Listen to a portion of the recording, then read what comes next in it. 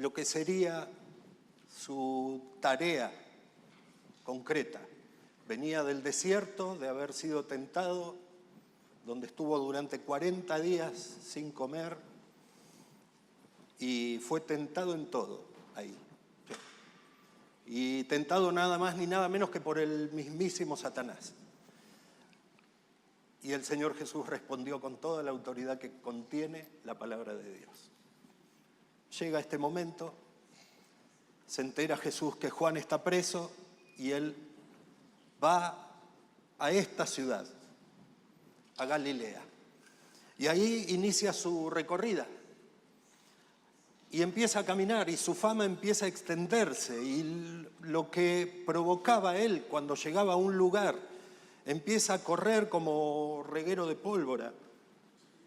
Al punto que el versículo 25 dice, y le siguió mucha gente de Galilea, de Decápolis, de Jerusalén, de Judea y del otro lado del Jordán. Muchos venían de más de 100 kilómetros, porque habían oído de la fama de este Jesús que iba por las sinagogas predicando, enseñando. ¿Y qué más decía en la sinagoga? Arrepiéntanse, porque el reino de los cielos se acercó. Arrepiéntanse. Invitaba a la gente a arrepentirse. Iba por las sinagogas y por las calles y la gente estaba sedienta de escuchar. La gente estaba ávida. Necesitaban escuchar algo que trajese paz al corazón, alivio. Muchos de ellos desahuciados por la realidad, desahuciados por su condición, desahuciados por las adversidades a las que le tocaron afrontar en la vida. Y en medio de esa realidad aparece Jesús, el Señor Jesús. Jesús, este que hace un ratito contemplábamos, este que recordábamos que compartió pan y vino y que nos invitó a mirar para atrás y a mirar hacia adelante, este Jesús. Él caminó entre estas personas. Él fue quien se hizo famoso hasta en un país extranjero. Él fue quien con su sola presencia marcaba la diferencia en el lugar donde estaba. Ahí es un poco el relato breve, sintetizado, de vaya a saber cuánto tiempo que el Señor Jesús anduvo entre la gente. Y llega el momento del capítulo 5, el versículo 1, en que el Señor Jesús, al ver la multitud que lo sigue, gente que dejó su casa, gente que dejó a su padre, que dejó el barco, que dejó su oficio, como estos discípulos que veíamos recién en el video, iba toda en pos de Jesús, todos detrás de Jesús. Y Jesús, viendo la multitud, versículo 1 del capítulo 5, subió al monte y sentándose, primero vio que había una multitud. Dios nos ha dado la gracia de vivir de estar establecidos en una ciudad como Quilmes, donde Él nos ha puesto claramente para honrar su nombre y acompañar a las personas a rehacer un vínculo, una relación de amor y comunicación, primero con Él, con Dios, luego consigo mismos, para también rehacer el vínculo de amor y comunicación con los demás, con el medio natural, momento tras momento. Momento tras momento. En este momento, ¿sabe qué estamos haciendo? Honrar a Dios y acompañar a las personas. Y nos dejamos acompañar también.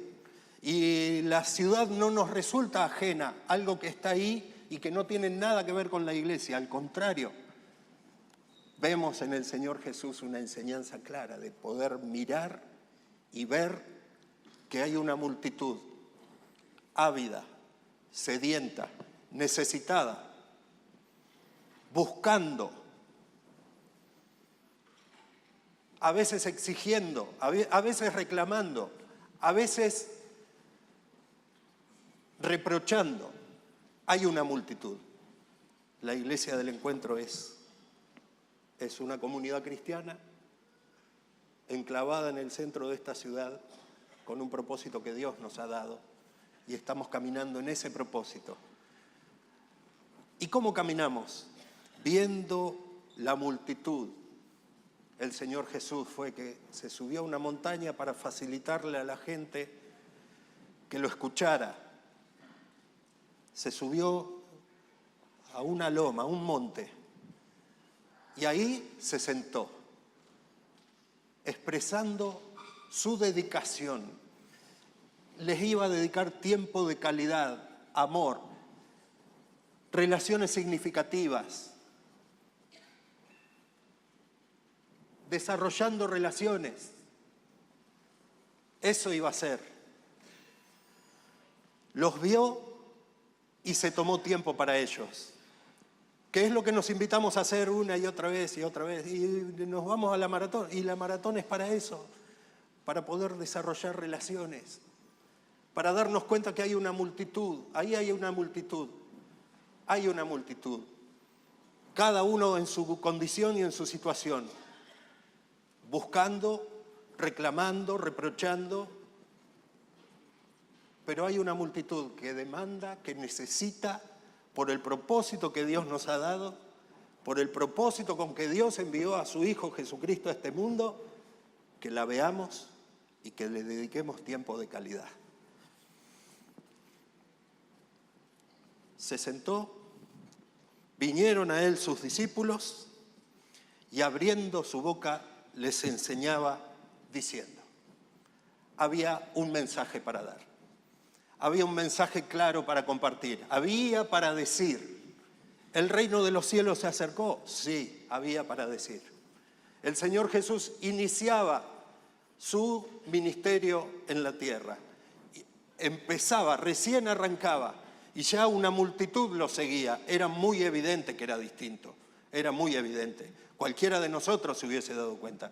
Cualquiera de los que está hoy por primera vez acá, si se hubiese encontrado con Jesús en este escenario, se hubiese dado cuenta que era distinto, se hubiese dado cuenta. Había características en él que lo hacían único. Así, había características en él que lo hacían atractivo, de querer estar con él, de querer escuchar lo que tenía para decir. Los que hace años que conocemos al Señor, o que hace años vamos a las comunidades cristianas, sin duda que si nos hubiésemos encontrado con él, nos hubiésemos dado cuenta que era distinto, era distinto. Había cosas en él que no se veían en ningún otro. Y dice que abrió su boca y empezó a enseñar. Y comienza acá lo que conocemos como el Sermón del Monte. Un precioso sermón donde arranca con 8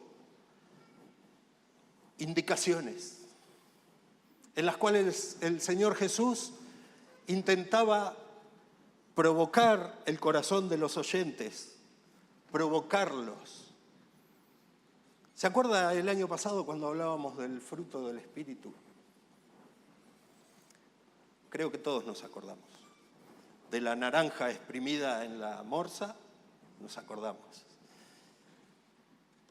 Esos eran 9. Eran 9 resultados, evidencias que el Espíritu de Dios produce. Y aprendíamos que en la vida del hombre de fe, de la mujer de fe, del seguidor de Jesucristo, no es que puede haber solo amor y faltar la fe, la templanza o la mansedumbre. No. Es todo a la vez. El fruto que el Espíritu Santo produce en el corazón de los seguidores del Señor Jesús es completo. Bueno, en este hermoso mensaje, sermón que Jesús predicó aquel día, empezó a hablar de los que eran benditos, de los que eran bienaventurados, de las personas que disfrutaban, que iban a disfrutar. Bienaventurados, usó la palabra bienaventurados.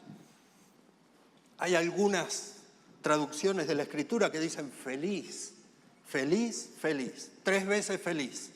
Pero es más que eso todavía, mucho más que eso. Es mucho más que feliz, bienaventurado, decía el Señor Jesús. Y ahí empezó a enumerar características. Los pobres en espíritu, los que lloran, los que tienen hambre y sed de justicia, características. Bienaventurados, bienaventurados, bienaventurados. Él cuando hablaba y veía la multitud, en la multitud él identificaba personas que en su corazón estaban escuchándolo, creyendo. Entre la multitud, entre los muchos que estaban ahí, él estaba atento y sabía que había gente escuchándolo, creyendo. Con un corazón dispuesto a escucharlo, a recibir la palabra que él tenía para darles y a implementarla en su propia vida. Como también tenía claro que había un montón de otra gente que no, que estaba ahí porque habían visto milagros, porque había pasado tal o cual cosa, porque necesitaban ellos en ese momento un milagro. Ese era el escenario. Y aquel día el Señor Jesús enumeró estas características. Después repáselo usted en casa. Los pobres en espíritu, los que lloran, los mansos. Si usted mira estas características y mira la persona del Señor Jesús, si usted mira las características que enuncia Él en este mensaje y mira las características de Jesús, que era distinto, era Él. Se estaba autodefiniendo, estaba hablando de sí mismo. Y cuando hablaba de que él es bienaventurado el pobre en espíritu, no le estaba diciendo, vos que creés, vos pertenecés a este grupito de los pobres en espíritu. Ahora, vos no, vos pertenecés a este otro grupito. No. De la misma manera que cuando Pablo nos enseñó acerca del fruto del espíritu, el fruto, en este mensaje el Señor Jesús nos estaba hablando de las características de un discípulo de Él, de un seguidor de Él. Y lo que te invito a hacer es que vos puedas mirar tu vida a la luz del modelo que Él mismo nos está dibujando acá. Es Jesús el pobre en espíritu. Recordábamos hace un ratito nada más, Dios mío, ¿por qué me has desamparado? En Getsemaní, el Señor Jesús necesitó inclinarse una y otra vez diciendo, Señor, si es posible, pase de mí esta copa, pero que no se haga lo que yo quiero, sino lo que vos en tu voluntad tenés para mí. Un necesitado, uno dependiente. Y así cada una de las características nos van a ir describiendo la persona de Jesús. Te invito a leer Romanos, capítulo 8, versículo 29.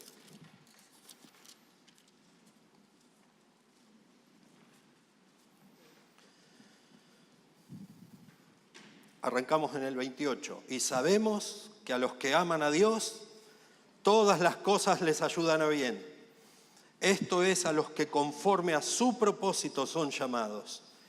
Porque a los que antes conoció, también los predestinó, atenti, para que fuesen hechos conforme a la imagen de su Hijo.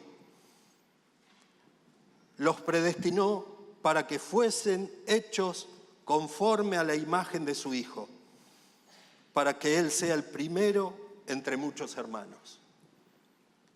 Este era el propósito de Dios. Este continúa siendo hoy el propósito de Dios para la vida del que cree. Formar en nosotros a Jesús. Nos predestinó. Habla de predestinación, o sea que Dios ya estaba pensando en nosotros mucho antes que nosotros en Él. Muchos de los que estaban en la multitud, muchos de la multitud que es Quilmes, están en el corazón de Dios mucho antes de que ellos se enteren. Muchos adolescentes, compañeros tuyos de la escuela, fueron predestinados, están escogidos, llamados, buscados por el corazón de Dios, en el rincón donde estén, en la realidad en que estén.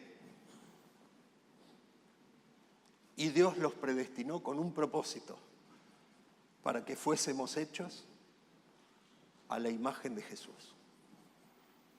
¿Cómo? Y acá lo tenés, en las bienaventuranzas del Sermón del Monte. El paquete es completo, ¿eh? El paquete es completo. No es que puedo ser pobre en espíritu y no ser manso. No. El carácter del maestro necesita quedar impreso en la vida de su seguidor. Es así. Pobre en espíritu. Te hago una sola mención a ese versículo. Versículo 3 del capítulo 5. Bienaventurados los pobres en espíritu, porque de ellos es el reino de los cielos. El pobre, ¿cómo puede ser un bienaventurado el pobre? En la cultura que vivimos, en el día que vivimos, entrelazar una persona bienaventurada con la pobreza espiritual no cuaja, no hay manera, no. A la manera de pensar del mundo en que vivimos, ser pobre espiritual y ser un bienaventurado no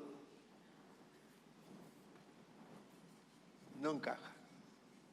No hay manera. Un pobre en espíritu es un tipo bienaventurado, feliz. Eso decía el Señor Jesús. Este mundo mira y dice, no, sos pobre en espíritu y sos un perdedor, sos una perdedora. Te quedás afuera.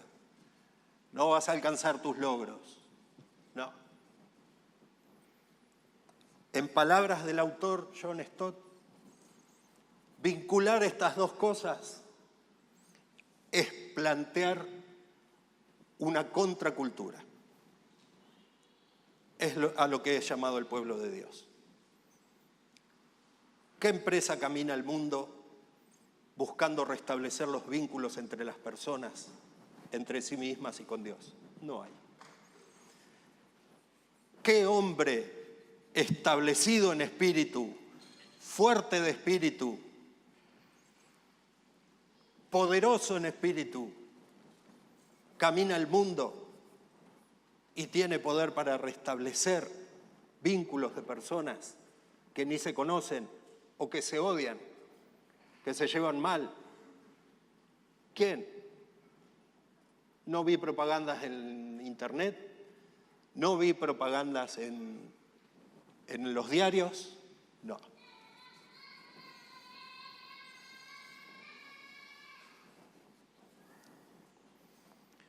El pobre en espíritu es un desposeído.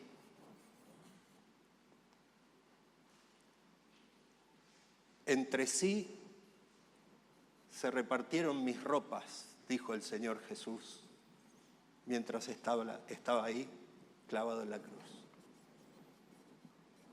Se jugaron a las cartas a ver quién se quedaba con el manto. Desposeído. No tenía dónde recostar la cabeza. Desposeído. Sin recursos espirituales. Un pobre en espíritu es una persona sin recursos espirituales. Es uno que necesita venir a morir a los pies de la cruz, reconociendo su necesidad de que la manera de pensar de Dios venza en mi corazón. No, pero yo leí un libro que decía, no, pero yo tengo, vos sabés que a mí me sale fácil un pobre espiritual, un pobre en espíritu.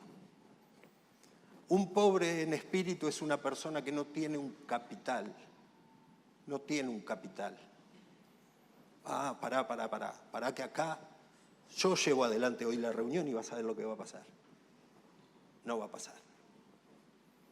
El pobre en espíritu depende pura y exclusivamente de la gracia de Dios. No hay más. El pobre espiritual, el pobre en espíritu, necesita ir corriendo a la presencia de Dios, a reconocer que la cabeza le juega malas pasadas y termina desbarrancando o termina distanciándose del hermano porque dijo o porque hace distinto que yo. Bienaventurado el pobre de espíritu. La contracara de esto es un altivo. ¿Sí? El altivo. Déjeme leerle un texto.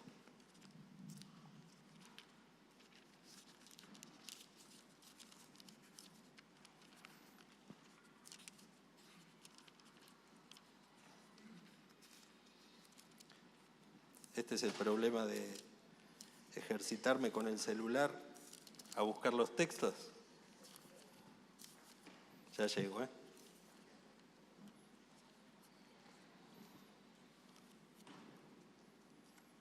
Ahí vamos.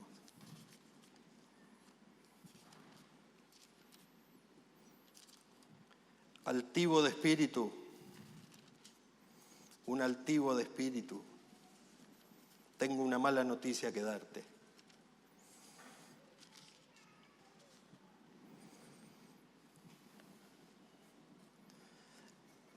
Es el rey David, expresándole a Dios un canto de alabanza porque lo libró de las penurias del momento.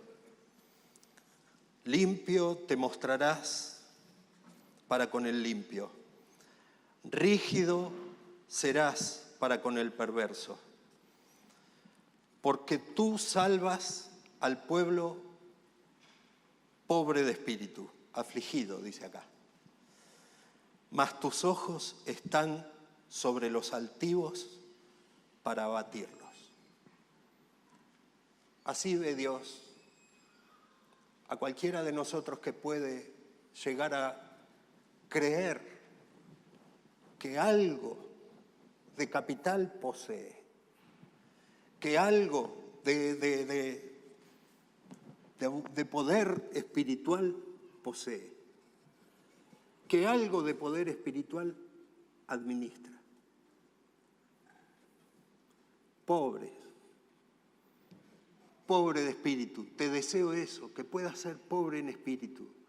Una comunidad de pobres de espíritu, pobres de espíritu.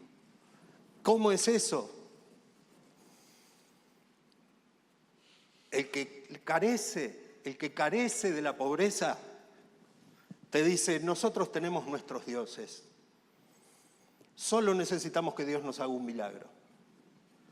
Los fariseos se aproximaban a Jesús con la rigidez de la religión del momento y chocaban con él. No venían buscando, sí, hubo Nicodemo, uno que vino a la noche para que no se enteren los demás, en la búsqueda.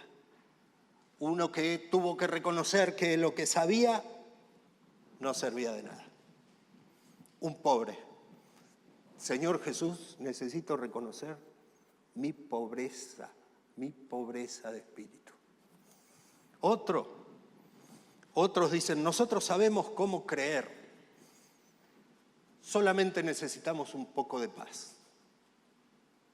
y nos vamos al Señor Jesús pensando que es un supermercado. Mirá, yo quiero esto. Otro dice, nosotros hacemos todo lo que hay que hacer, solo necesitamos que te subas a nuestro sueño. Apártense de mí, hacedores de maldad. Es la respuesta del Señor Jesús al altivo. El que tiene, nosotros sabemos.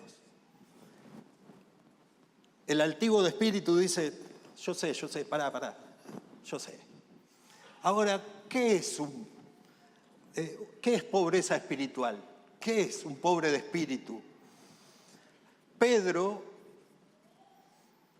le dijo al Señor Jesús, luego de la pesca milagrosa, Señor, apártate de mí porque soy un pecador. Y eso va contra mi orgullo. ¿Cómo que el Señor se aparte de mí porque soy un pecador? Apártate de mí, vos sos santo, yo no.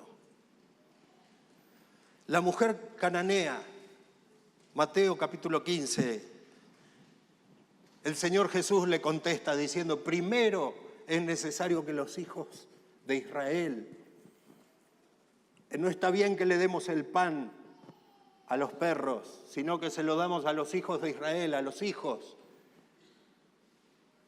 Y la mujer enseguida se hizo cargo. ¿Y qué le dijo? Aún los perros comen de las migajas que caen de la mesa. ¿Qué es eso? Sino un corazón pobre en espíritu, quebrantado ante aquel que puede y que tiene. Anda, mujer, que te sea hecho conforme a tu fe. Fue la respuesta del Señor Jesús. ¿Qué más? Pedro, ¿quieren ustedes también? ¿Quién dice la gente que soy? Y algunos esto. Y Pedro le dice, pero vos sos el Cristo, el Hijo del Dios viviente.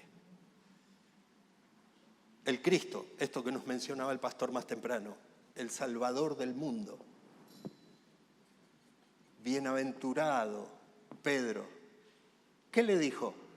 Bienaventurado, pobre de espíritu, porque esto no te lo reveló el libro, no te lo reveló carne ni sangre, sino esto te lo reveló el Espíritu de Dios.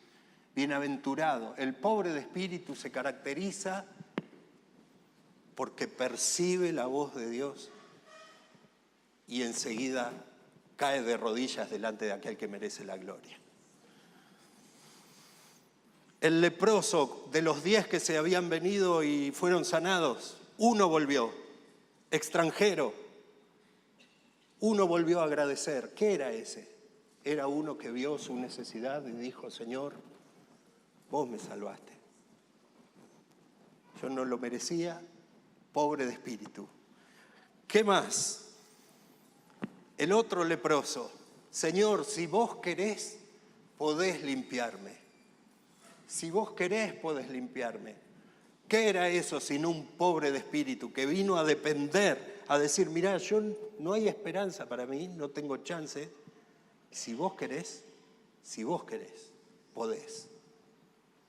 ¿Qué habrá causado en el corazón del distinto esto que dice que lo tocó y le dijo, quiero, sé limpio. Quiero, sé limpio. Por último, el centurión. Hay un montón más, yo separé algunos nada más. El centurión, no soy digno de que entres en mi casa. Tenía a su siervo enfermo, el centurión, el jefe de un grupo de soldados. Fue al Señor Jesús diciéndole, Señor, mi siervo está enfermo, mi mano derecha está enferma, por favor. ¿Dónde está? Vamos a tu casa. No. No soy digno. No soy digno de que entres a mi casa. Con que digas solamente, yo sé que Él se va a sanar. ¿Qué era eso sino un pobre de espíritu? ¿Cuántos de nosotros anhelamos, deseamos, queremos lograr este tipo de actitudes en nuestro corazón y luchamos con nuestra carnalidad, que lo único que hace es tirarnos para el otro lado. ¿Cuál es la respuesta entonces? Bueno, primero, asumir cuál es nuestro lugar. ¿Cuál es tu lugar? ¿Cuál es mi lugar? ¿Cómo se resuelve esto? ¿Cómo?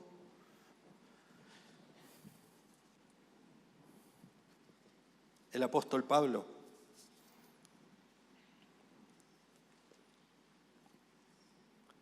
lo hizo fácil. Y te invito a que esta mañana sea la voz de Dios llamándote, invitándote a asumir una condición de pobre de espíritu, de un pobre, de un desposeído, de uno que no tiene un capital para traer, sino que más bien necesita rendir todo lo que es delante de aquel que puede hacer de nosotros un pobre de espíritu.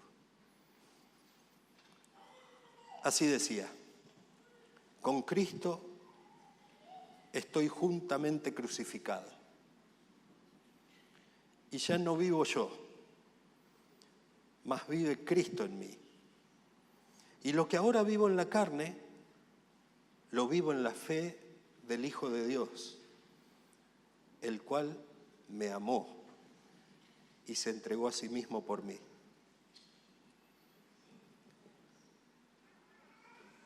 Ese es el corazón de uno desposeído.